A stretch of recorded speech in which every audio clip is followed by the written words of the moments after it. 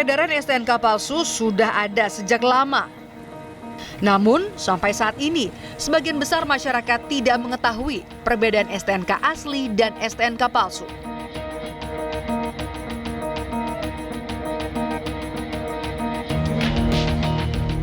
Kalau STNK asli mana ada capnya kan dia? Saya kurang tahu saya kalau STNK palsu. Nggak tahu, soalnya nggak pernah denger gitu. Kayaknya di ininya deh, apa namanya, nomor ininya, samsatnya, nomor polisinya.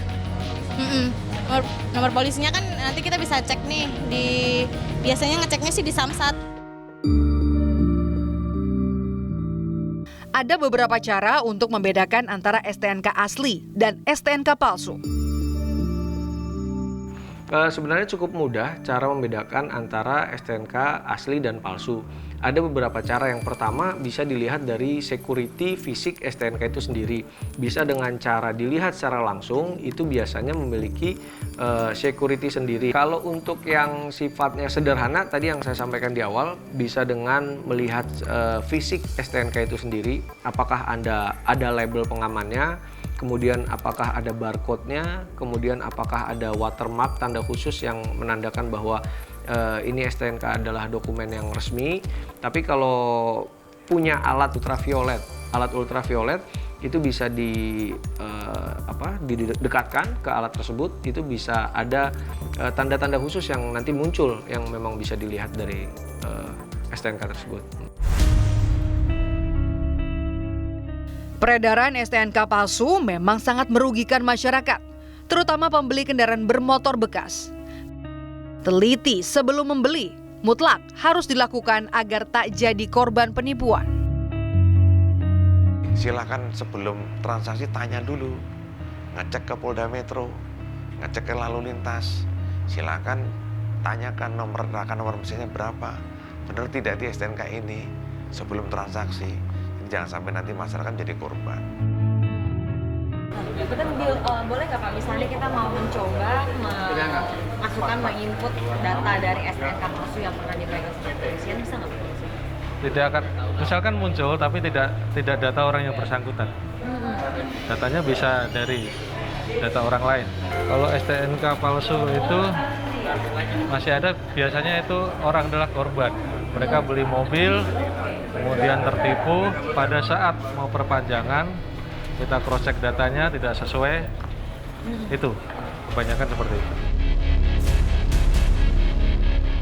Jika Anda meragukan keaslian STNK Anda, sebaiknya segera melapor ke pihak kepolisian. Jika tidak, Anda bisa diduga terkait dengan jaringan pemalsu STNK. Kalau penyewa jasanya itu tahu bahwa dia melakukan transaksi yang dengan dokumen yang ilegal, dan dia tahu berarti dia adalah bagian daripada kejahatan itu sendiri. Kalau dia ikut di dalam pemalsuan itu, maka dia bisa dikenakan pasal 263 KUHP tentang pemalsuan dokumen, dalam hal ini adalah STNK.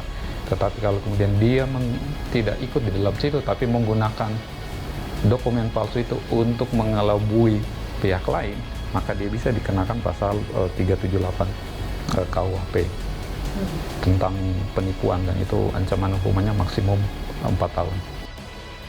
Ketika kita sudah melaporkan bahwa ada diduga dokumen yang kita miliki adalah palsu, secara otomatis kita juga terhindar dari adanya dugaan bahwa kita juga turut serta melakukan kejahatan tersebut. Banyak orang malas mengurus STNK, padahal mengurus STNK resmi ke kepolisian cukup mudah.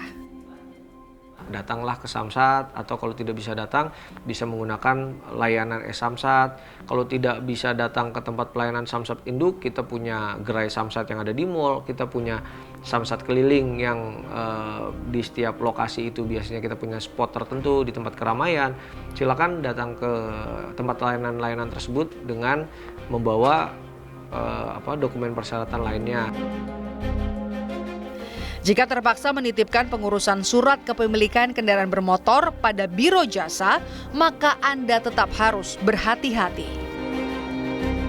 Dan juga Boleh saja, sah-sah saja apabila kita tidak memiliki waktu, kita minta bantuan Biro Jasa untuk mengurus surat-surat, tetapi dengan catatan Biro Jasa ini harus benar-benar terdaftar secara badan hukum, kemudian punya kantor yang jelas, punya karyawan yang jelas, sehingga kalaupun kita menitipkan untuk proses pembayaran pajak dan lain sebagainya, kita tahu ketika ada permasalahan, kita tahu kantor mana yang harus didatangin, petugas siapa yang harus bertanggung jawab, seharusnya seperti itu. Jadi tidak serta-merta menitipkan begitu saja pada orang yang tidak dikenal. Minimnya informasi soal STNK palsu membuat para pemalsu surat-surat kepemilikan kendaraan bermotor ini bebas berkeliaran. Walau jumlahnya tak banyak, tetap masyarakat yang jadi korban. Yang banyak kita lihat adalah di media massa itu adalah sosialisasi mengenai pembedaan uang asli dan palsu. Kalau STNK belum pernah saya lihat. Belum pernah.